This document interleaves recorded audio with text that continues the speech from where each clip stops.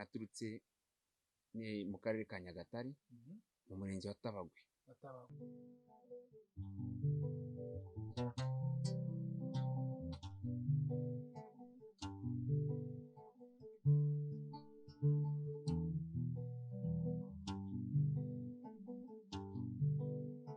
Niba utarafuzwe zibicuma bagucaga,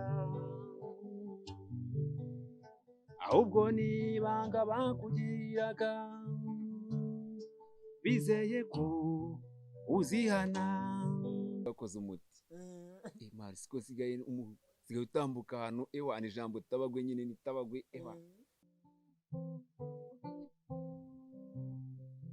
Wimfatanya n'izamu n'irondo shenge mbabarira, ziko nta rurabo ruto rutuyiwe, n'akazi kanyimakanya, nyinavuye imahanga ngeze iwacu mu Rwanda, nasanze baririmba ng'ibyiza tuturere Nyagatare we, Nyagatare we, Nyagatare we, Nyagatare we. Umva icuranze neza, ikindi wana irimo utuntu tw'uturimi iki n'iki, noneho yaka uko muzi niba uzi yaka nyine ntabwo yaka ariwe waririmbye.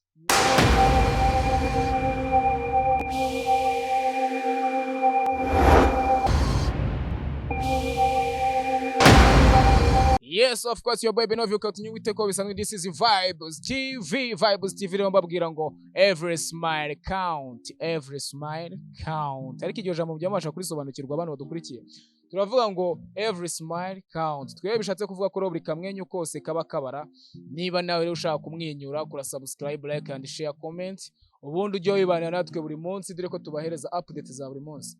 Today rero turi kumwe n'umutumirwa wacu guturuka ahantu kure cyane, ngira ngo yabanje gutega ibintu bikomeye cyane kujya agenda n'ahantu ni imodoka ariko nyine ziturutse nyine mu ntara, niko twabivuga.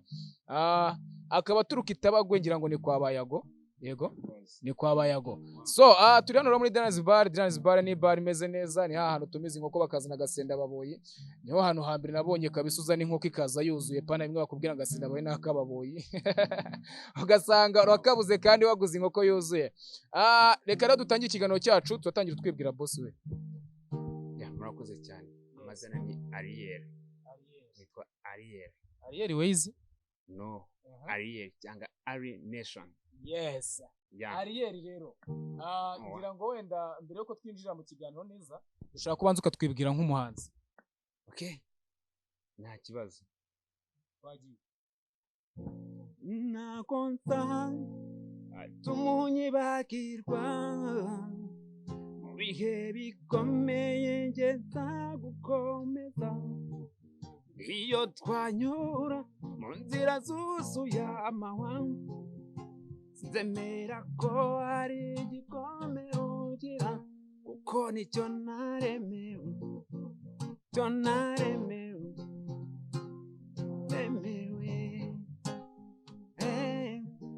icyo naremewe. Ibyo mvuga si amahamba, nubwo bikiri ibanga, n'uri wenyine menya ko hari ukwitayeho, n'icyo utumva ngo nkisobanure. Baby, I was born to make you feel alright. Nusitara mubavu rwanjye ntigusagwa, nitugera ku rukino nzababera ingobyi.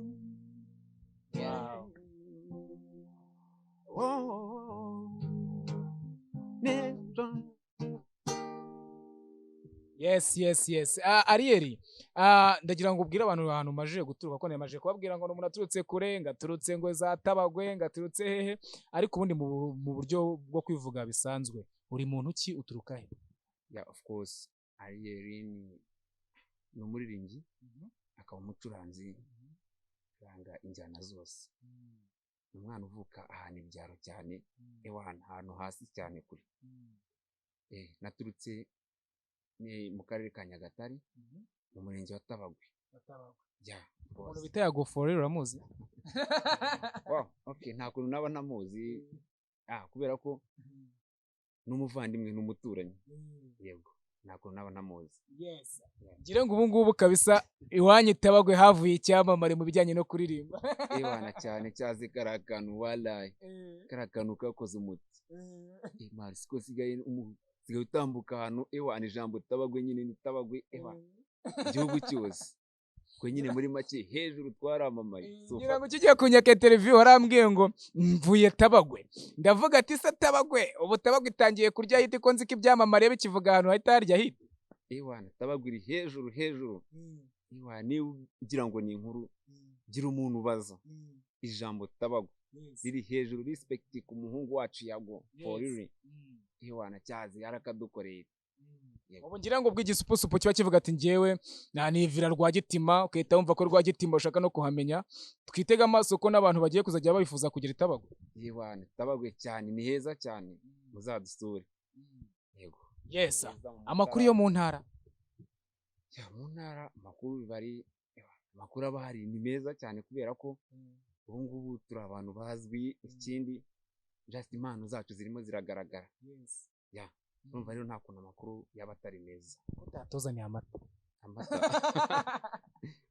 no amata ubwatsi bumaze igihe bwarabuze kubera izuba ubu nibwo imvura ikigwa ntabwo ubwatsi buraboneka neza inka nyinshi zari zaratetse so gusa next nzayazana inshyushyu nzayibazanira. Nizere ko uzatuzanira amata mu kiganiro. Ya amata cyangwa uzaduhamagara tuzi utwigishe no gukama cyane se ntabwo mwaba mutabizi ntabwo hari abantu benshi i Kigali baba bazi ko ngo amata ava ku igare.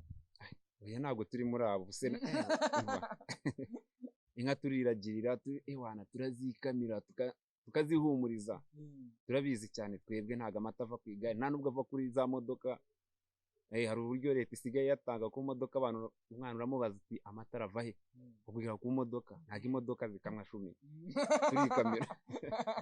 Yes ngira ngo mwamwumvishe ko aturuka Itabagwe ariko nge abantu bakurikirana Vibes TV mpora babwira ko buri gihe natumiye umugitariste ntago ngomba kumubaza amagambo menshi ubwo ibikorwa bigomba kubanza bikivugira. So washaka akaririmbo waducurangiraho muzakera mu ndirimbo za kera okay nagashaka ntabwo kabura.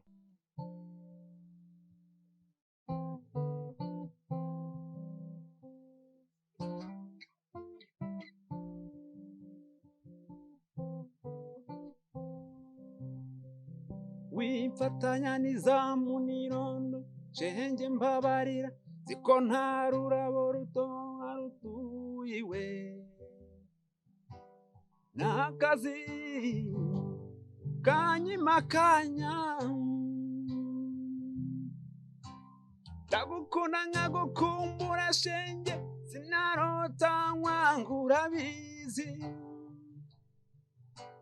ndaba nitegura nkoze kugusura bati nta n'umwe usohoka kazi rukundo we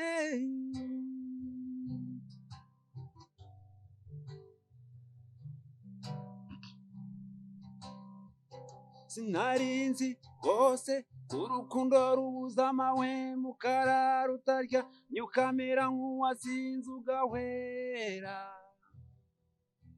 ukarara utagohetse izuba rikarasa iyo rwagucaniriye niwitse gira ngo kibeho n'ishyamba utabintwara ukarora nabi rwakujugunya ishyanga rukundo we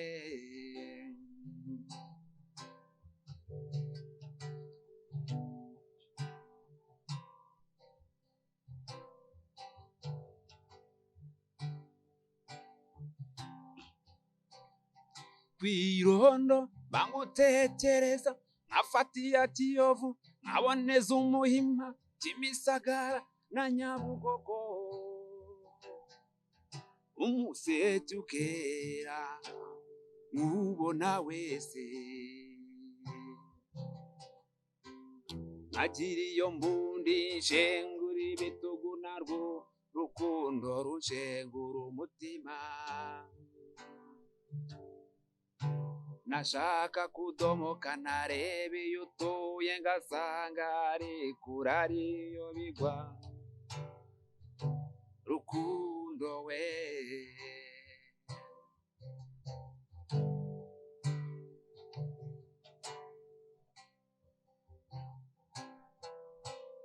Iko nta rurabo rutoha ruto iwe nziko akazi kubu kabonwa n'uwozereye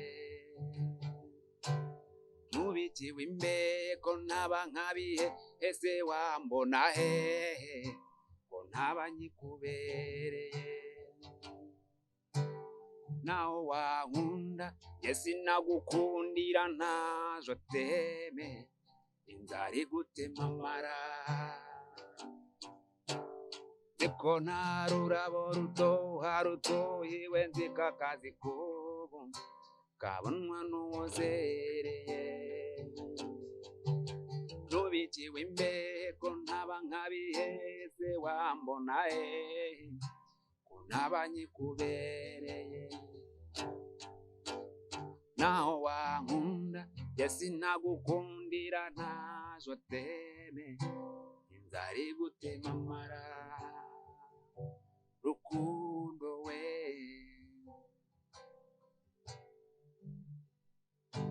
rukundo we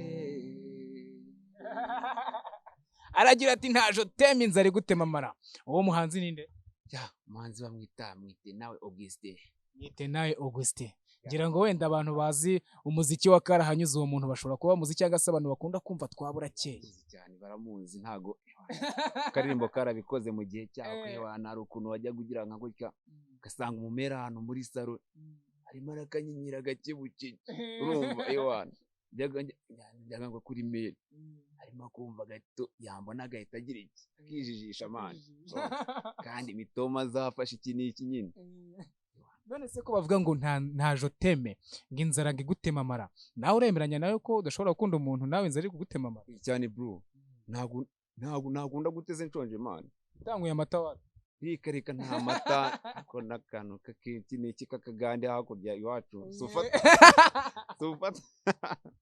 ngira ngo iwanyu ni abantu bakunda kunywa amarike reka twe kuzivuga inzoga ntago zemewe kuzivuga gusa nyine ab'iwacu barakumva neza cyane ariko ngira ngo wenda mu gihe cyashize ntago abantu n'umusaza yetse kubikomoza avuga ati ucyo koze Nyagatare ntago inzoga zijyanywe ni wenda n'inkorano ntago zirimo kwinjira cyane ntago zikinjira cyane ariko nyine urumva ntagashyushyu ewana ntago wakunda mani so bubyumva inzoga bita kanyanga siho yahereye gake zaracurwa kubivuga ntago byaciwe oya ko ngako bakita gakiza ko mu Bugande 10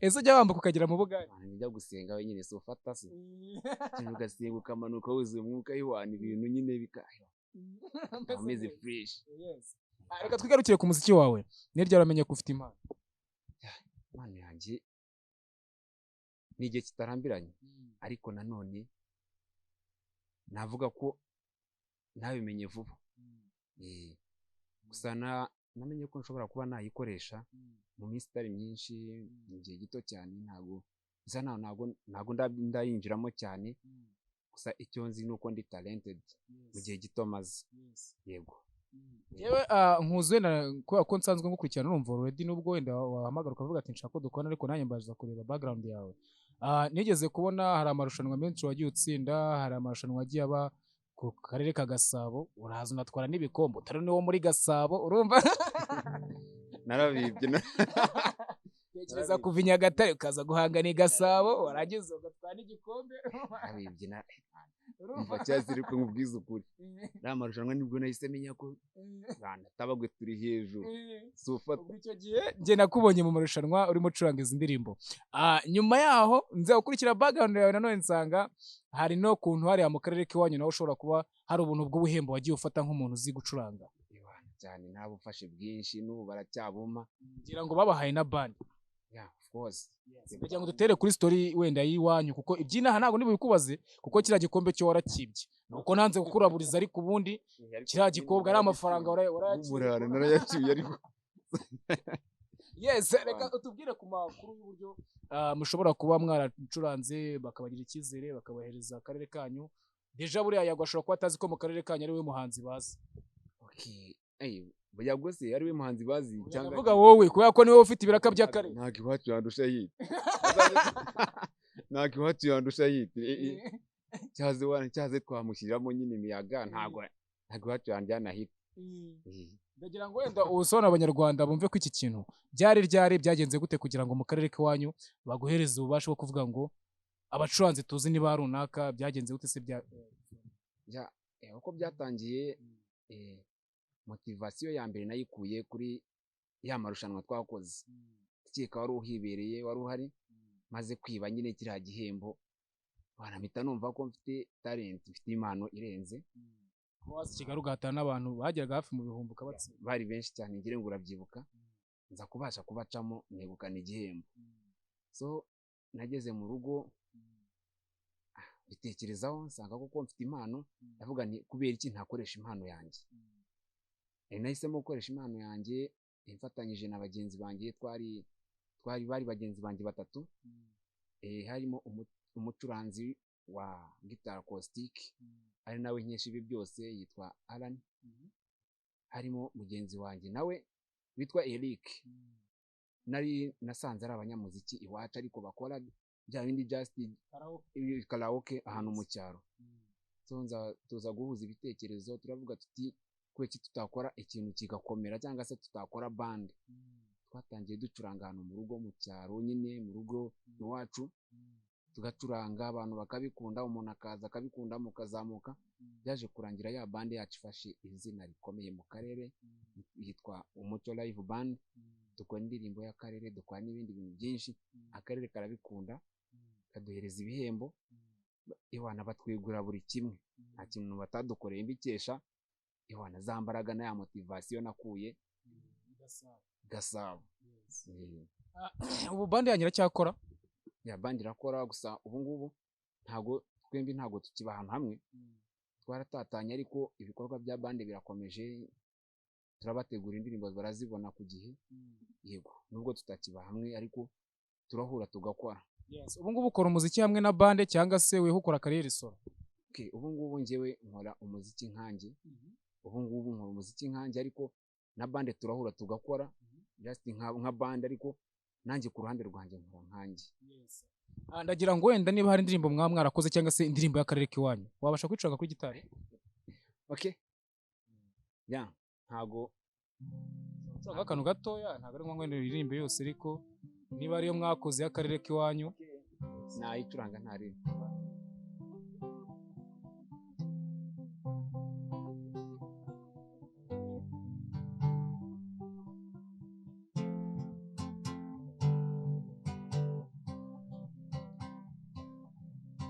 Navuye imahanga ngeze iwacu mu Rwanda nasanze baririmba ngibyiza tuturere Inyagatare we Inyagatare we Inyagatare we Inyagatare we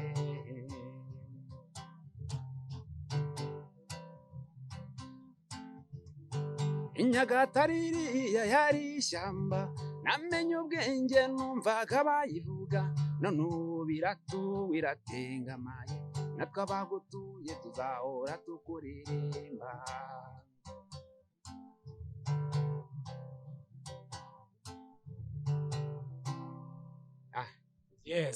Iriyo mwakoreye Nyagatare bayakiriye gute? Indirimbo bayakiriye neza cyane ko yagiye mu ndirimbo z'abahanzi bo mu karere babashije gukora indirimbo nziza igihangano cyiza natwe abahanzi mu karere ari nabyo byatumye kwegurirwa bya bihembo byose cyangwa se ya mashimwe yose twagiye duhabwa n'akarere kubera ko ni twebwe twakoze indirimbo bwa mbere yari iri ku majwi iri ku mashusho kandi byiza. Angira ngo wenda abantu bamaje kumfirma ko koko uri w'Inyagatare. Of course utarabyemeza ubwo nyine afite ibyo azemera shumi ntago ndi umurundi.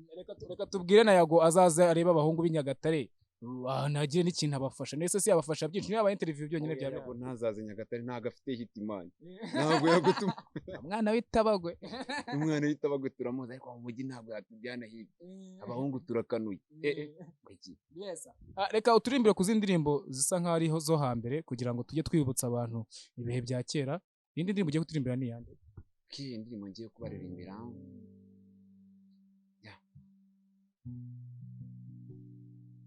ntabwo nyirayo ndi kumwibuka neza gusa abayizi barayizi kandi ndabizi nayo barayizi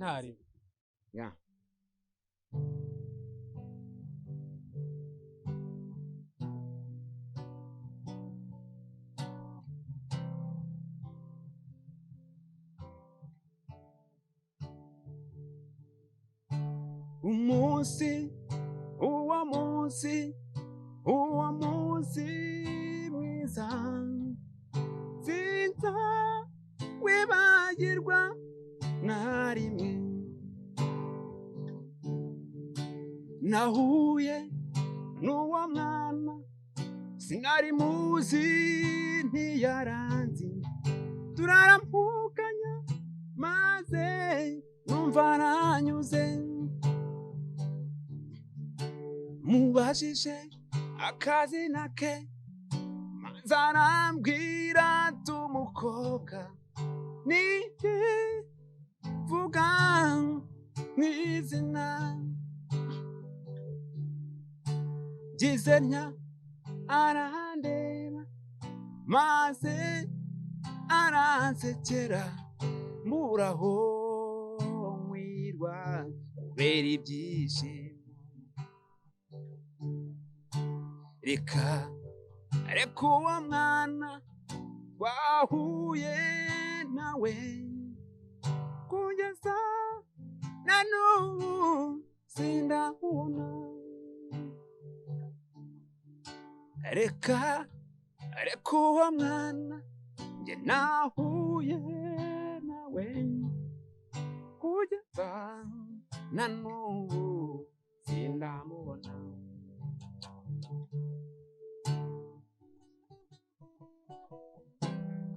uwo mwana yagiye hose cyane mwongera kumubona uwo mwana yagiye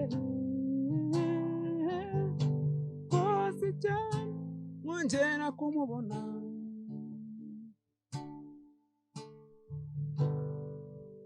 wow ngira ngo wenda abantu bazi akarahanyuze cyangwa se abantu bazi umuziki wa kera iyo ndirimbo bashobora kuba bayizi uko dore ko ibihangano byabo nta nantu biba byaporodinze kumenya umuhanzi ngira ngo ntabwo biba bipfuye korohera abantu kumenya umuhanzi abakera barabazi ariko abantu bakuze barabazi abantu bigora ni twebwe kubera ko twavutse muri generasiyo iteye imbere cyane ibintu byacu byose urumva birabiranye on social media cyane urumva ko ufata umuhanzi nkuriya urugero Masabo Nyangezi bandi bariye ba Christophe Matata abandi n'ababushayija ni ikintu kigora kugira ngo uzasange umuntu uri mu kigero kimwe nanjye cyangwa nawe akenshi ntabwo tuba tubazi kubera ko bazwi n'ababyeyi bacu kuko bahitinze mu gihe cyabo ni kimwe n'ukuntu natwe utabaza umubyeyi ngo umubwiye ngo Juno ngo Bruce Melody nta kintu wamubaza nta kintu baba bazi hari indi ndirimbo yawe ufite indirimbo yanjye ushobora kuba waturimbira ku gitabo indirimbo yanjye bwite okay reka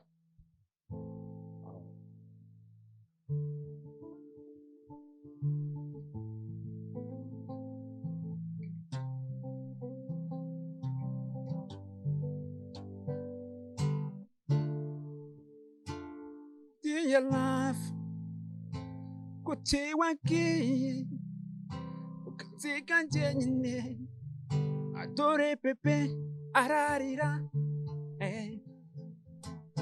ese kuki wakoze ibi reka nemere ko nafite ubushobozi gusa njyewe nacyo nabuze uru ufite umutima ugukunda nawe urahari siniyumvisha ukuntu wagiye ukasanga uwo mujama udafite n'icyandusha wenda hari ukuntu utari wabibona gusa iminsi yo izabikwereka wenda hari ukuntu utari wabibona iminsi yo izabikwereka karabo kanje iturize zakurera nubwo mama yadusize zizigera burakigose no ntuzigera ubura umugati humura usibaho neza gusa agahinda ko nikica ahubwo kagira mubi uti wagiye ukanzika na bebe. Wow, indirimbo bayita ngo iki? Ya bahita kuki wagiye. Kuki wagiye? Ni true story? Ya, ni true story. Yarakujabutse. Umwana yaranjabutse ariko nisi urabyakira nyine gahinda nikica. Dusangizeho gato. Turi kugukomeretsa. Cyamabye ngibyo ni hohoterwa mani kuko ariko so kubera ko nisi isi ukidutwaye niko tuyifata. Ntago ari true story yanjye. Yes. Ntago ari true story yanjye. Ni story ya y'umufriend wanjye, inshuti yanjye. Baby cyangwa se umukobwa bakundanaga. Bari barabyaranye. Bize gutya amutano umwana uruhinja ruto. Yes. Urumva? Mutano umwana muto ya wiga gukambakamba umwana utazi kurya utazi ngibiki aragenda. Amaze kugenda kandi mukuri asanga uwamutwaye ntabwo yarushaga uwo musore ubushobozi. Noneho nabi iyi ndirimbo nayikuye kuko umutipe yarazaga yari inshuti akambwira ati mwana ni umuntu wantwaye umwana. Yes. Ntaga nduta ntandusha ariko nyine byabaye. Yes. Dongewe nanjye nk'umuntu nk'umuririmbyi kandi umuhanzi my inspiration. Ya nakuramo. Yes. Umuziki wawe urabona uri kugana he? Umuziki wanjye ndabona uragana ahantu heza. Uragana ahantu heza nkurikije wenda n'uburyo n'inzira uburyo ziba zimeze kuva epfira hatabagwe wibona hano i Kigali mu ma interview. Ibyo bintu byatangiye kugenda biba bisobanuye ko umuntu aratera imbere gake gake. Nkeneye dukeneye support. Dukeneye support abantu bakava i Kigali bakagira mu ntara bakareba ko hari abantu batari njyewe batari nabandi ari abana bashoboye cyane. So ntago abantu bakwiye kuba bari hano mu mujyi gusa cyane abatera nkunga basapota mu cyaro dufite impano. Yego. Yes, nicyo wasaba abanyarwanda. Bro, ibyo gusaba abanyarwanda ni byinshi cyane. Ni byinshi cyane gusa umunyarwanda we ufite umutima mwiza ufite ubumuntu icyo dusaba arakizi. Icyo duhora dusaba arakizi. Kudoza ijisho kudusapotinga kuduhereza ibitekerezo ndetse n'ubundi buryo abishoboye akaba yadufasha. Yego cyane kuba yamfasha ngiye ku rwego rwanjye natera imbere ku rwego rwisumbuyeho kuri uru nguru ndiho. Yes. Ni ryari uheruka kubahereza indirimbo? Okay, mperuka kubahereza indirimbo ndakeka ni mu kwezi kwa 11 mwaka utaha. Yego nibwo nabahaye indirimbo hanze yitwa Akanyonyo. Sorry. Turirimbiro gato. Okay, niyo nabahaye gusa bategereze n'izindi zirimo kuza. Dukubitiye Akanyonyo twumva. Kizima tara Akanyonyo. Okay. Please come back, come back, come back. Baby come back that you're my body. Please come back, come back, come back. Baby gira hin, fata iyo body yawe. Wallahi iri joro nakora izagucya. Baby nawe urabizi waje nkukeneye. Hari hashize iminsi nabona body yawe. Eshahuwe wankumbuje. Egera hin, baby.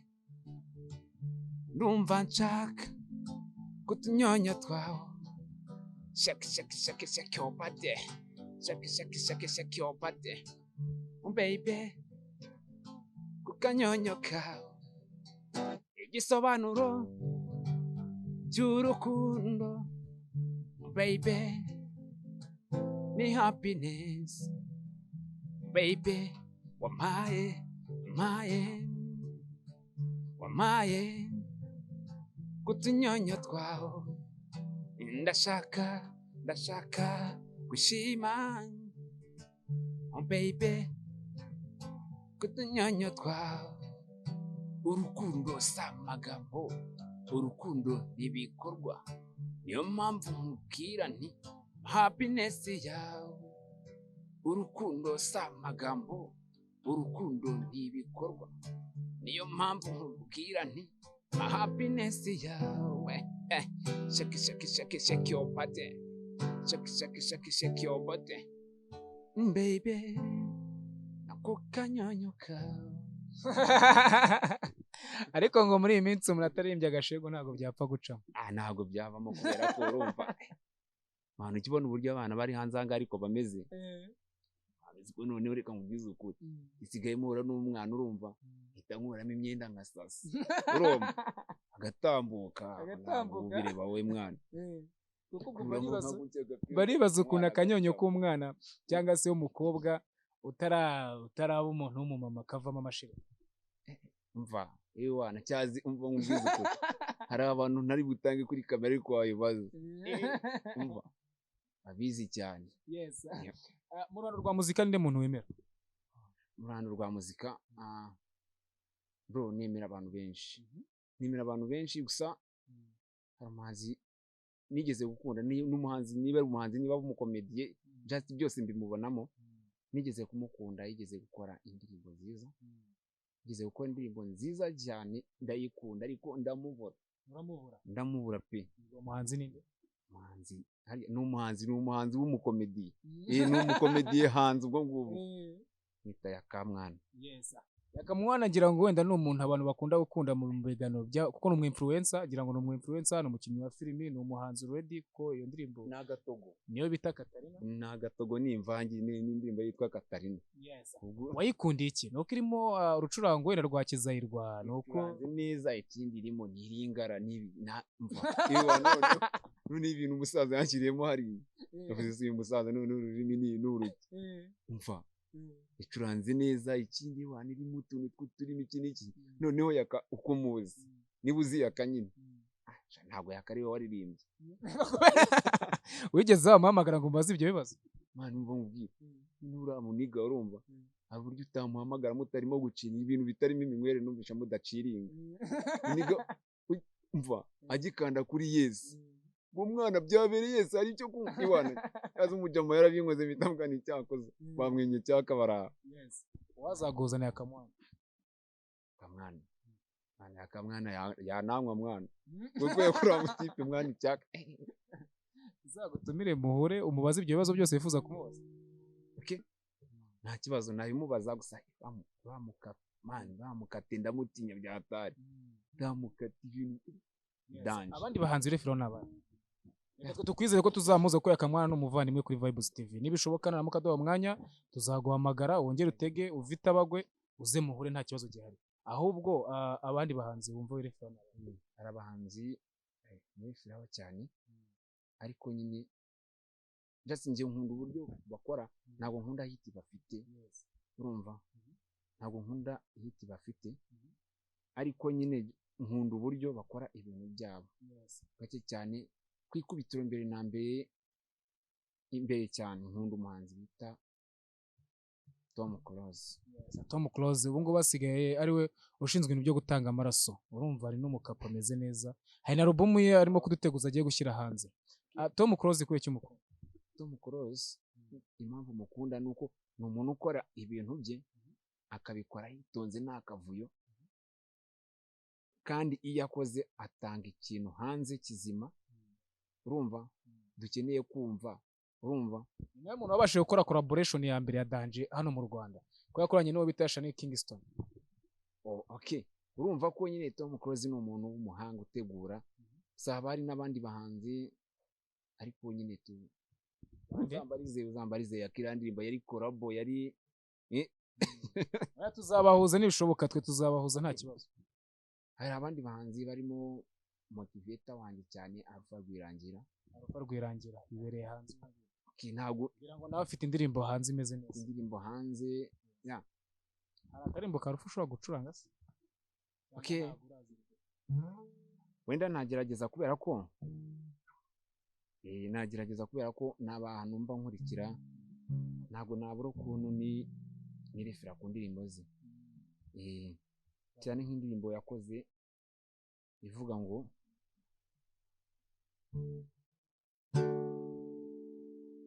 iye tamungu iye ya Mungu siyo kama ya watu.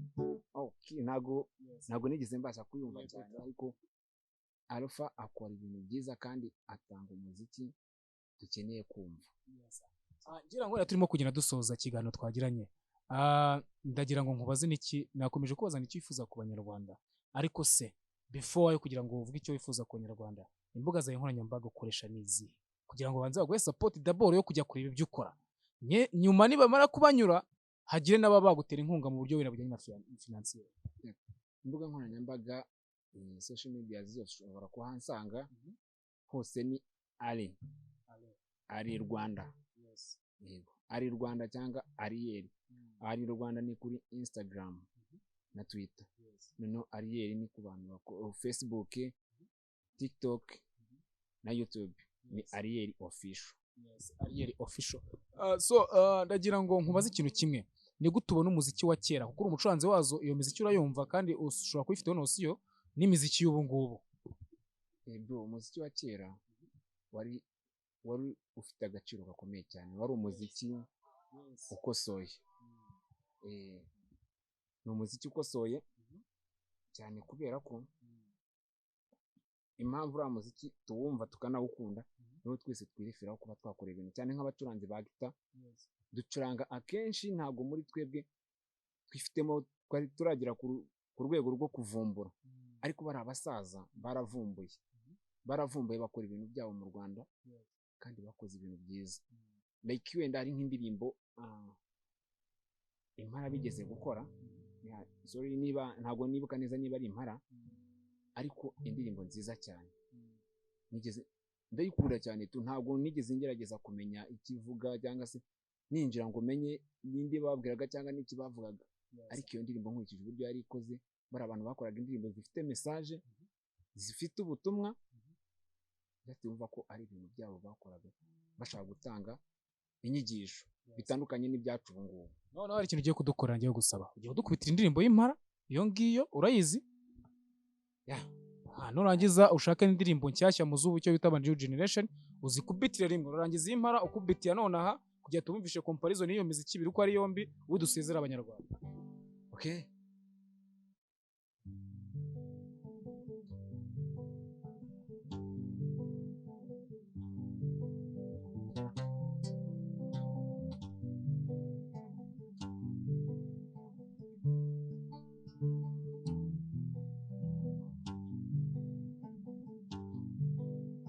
Niba utarafuzwe zibijuma bagucaga,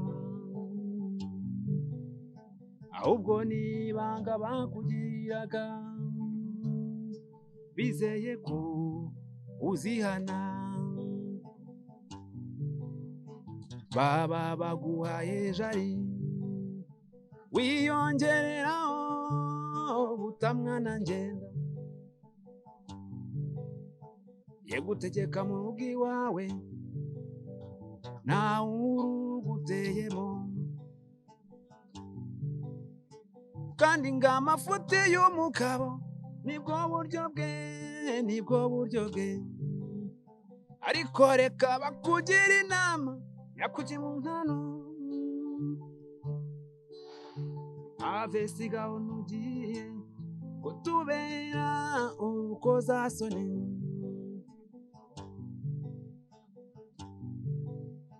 dore wowe byari n'amahire ubyara bake, yaba wari warabashije no kubarera, ntubegeke kuri nyina nawe utishoboye, kandi ari ntacyo umuha cyo kubarera,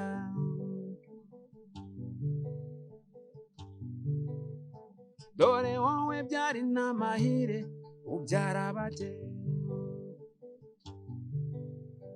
yaba wari warabashije no kubarera, ntubegeke kuri nyina nawe utishoboye, kandi ari ntacyo umuha cyo kubarera, urifatira ifaranga ukarimira, n'iry'umugore ryaza ukarimira, yangira atari kose rwose utumva inkoni, wahinduye uburyo bwo kubaho neza ari ukubana mu bwumvikane, urifatira ifaranga ukarimira, n'iry'umugore ryaza ukarimira, yangira atari kose rwose utumva inkoni, wahinduye uburyo bwo kubaho neza ari ukubana mu bwumvikane, habe nshuti wikwigira indangare, ejo uzaburirira mu myotsi, warayobewe aho abandi bahaye, have nshuti wikwigira intangare, ejo uzaburirira mu myotsi, warayobewe aho abandi bahaye, uwo mugore wawe menya ko nawe yatawe, have siga wimufata nk'ikintu, kwitwa umugabo ntugire ngo ntugukina. Dukurikizeho.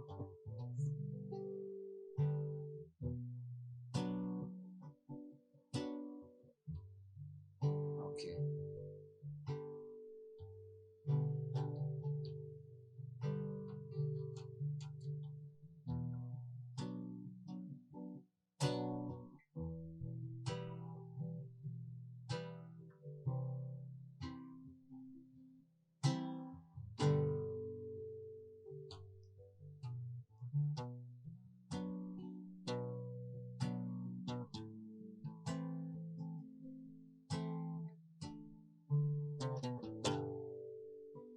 Dukurikizeho n'indirimbo y'ubu ndagira ngo bumve difera irimo hagati aho ngaho.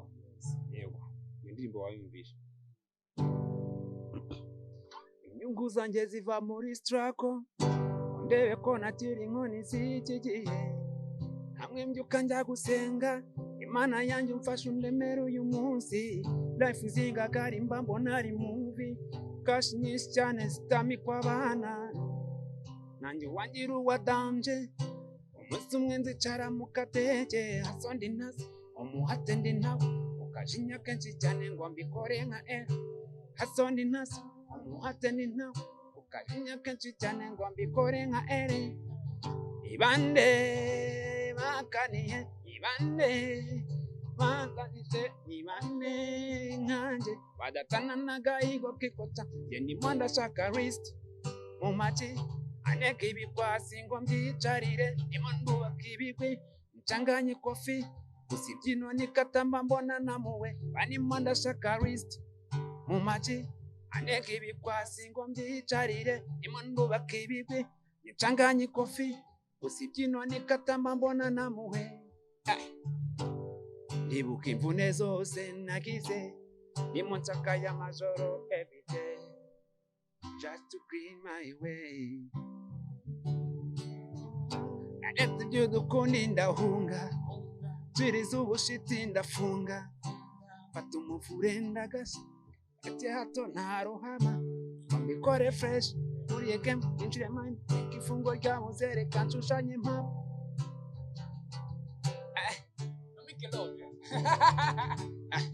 bahona humbya everyday niyuhakuya izi ntagwira bisaba kuguyaguya kenshi haso ndi nazo umuhate ndi nawe ukajinya kenshi cyane ngo mbikore nka era haso ndi nazo umuhate nawe ukajinya kenshi cyane ngo mbikore nka era ibande bakanije ibande bansajishe ibande nanjye badatana n'agahiko kikoca.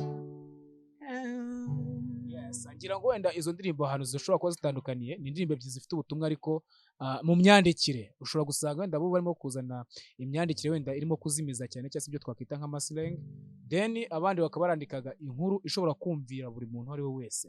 Ngira ngo n'irindi ryo ngiye tandukana nabashije kumvamo wowe urabyumva. Okay, nge ahantu numva izi ndirimbo zitandukanye uko ari ebyiri, imyandikire y'aba bantu ahantu itandukanira nuko bari abantu ba kera bandikaga indirimbo ibwira cyangwa se umuntu yumva, umuntu wese ashobora kumva akumva ko abaye yitwaye nabi cyangwa se niba yitwara nabi bitewe n'ikindi kintu birimo kuvuga, akumva ko akwiye guhinduka, harimo inama kandi inama ihita imuhindura ako kanya direct ako kanya. Noneho imyandikire yacu ubu ngubu urumva twebwe turandika indirimbo yego zifite message, twebwe slang turazumva, ariko turandika indirimbo zisa naho turimo guhangana kwanze n'urubyiruko, urumva tuba duhangana. Niba wowe urugero urimo ndimo mbona utera imbere cyane, turi mu ndirimbo turi hejuru, ni muri za ndirimbo zimwe za Papa Cyangwe n'abandi, urumva noneho usanga izo ndirimbo ni nayo mpamvu ziza zigakora message cyangwa se tukazumva igihe gito amezi abiri igahita igenda, kubera ko nazanye indirimbo mpanganye, uraza ushyiramo indi uhanganye, za ndirimbo zose tuzishyira mu mutwe turazumva nizagira akenshi zisigana nicyo zitwigishije ziduhinduyeho, birangira tugarutse nanone mu migani y'aba bantu bacu bakuru n'izi ndirimbo zabo za kera. Yego, reka tugushimire nk'umuntu witanze akava itabagwe cyangwa se akava mu karere ka Nyagatare. Nyagatare, ngira ngo wenda abantu b'Inyagatare batwemereye ko ubutanuga ariko uzatuzanira amata. Reka tubasuze tubwire ati umuhungu wanyu Ariel yaje hano kabisa i Kigali, ibintu bimeze neza. So wenda twebwe nka View Nation Music ikintu twa supportinga ku muziki wawe, ndumva wenda ubutaha uzagenda wandika indirimbo imeze neza ifite message, ubundi uzaze tuyikore mu bijyanye no mu buryo bwa audio cyangwa se amajwi. Urabyumva? Murakoze cyane, yaba ari support ikomeye kandi nkeka ko nakora ibintu birenze mbaye mbonye support. Nakora ibintu birenze kandi nkatanga ikintu abanyarwanda bakeneye kumva. Yego, ubutaha twe tukwemereye one song, sibyo? Okay, murakoze cyane. Ubundi ikintu twavuga wenda abantu bafite nyaboneka umuntu wese ufite ikintu yafasha umuhanzi ukizamuka namwegere amukoresha interview amwereka abanyarwanda. Support ni nyinshi, ushobora no kumuha n'umufungo akabasha gusupportinga ibintu bye, kuko twe dukunda music, dukunda umuziki muri rusange. Reka mbabwira ngo rero twe turi kuri Vibes TV, mbabwira ngo twe turi muri Dylan's Bar. Dylan's Bar iherereye hano ku Gisozi, hazwi nko mu mudugudu wa Gaposho, hafi ya FPR. Ugeze kuri FPR ushobora kubaza kuri Dylan's Bar. Ni ahantu heza hari amafu, ushobora gusohokana umuntu wawe ukumva kabisa ikivuga ni ikirere n'amafu, nta kindi kintu gishobora kugusakuriza kuko ni mu ba boss, twituriye mu ba boss.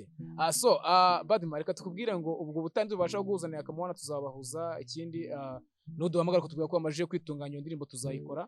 Mwe muri kumwe nanjye Benovio Kabutinyi n'ubwite, reka mbabwire ngo ciao ciao. Okay, murakoze cyane. Ndabashimiye kandi Vibes TV ku gikorwa cyiza cy'ubumuntu ndetse kandi cyo gufasha mukomeje kugenda mukora.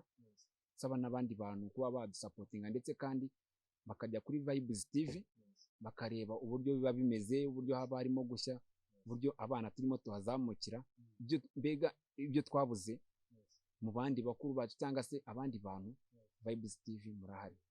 Murakoze gushima. Yes, reka dushimire na Zebra Switch kuri kamera.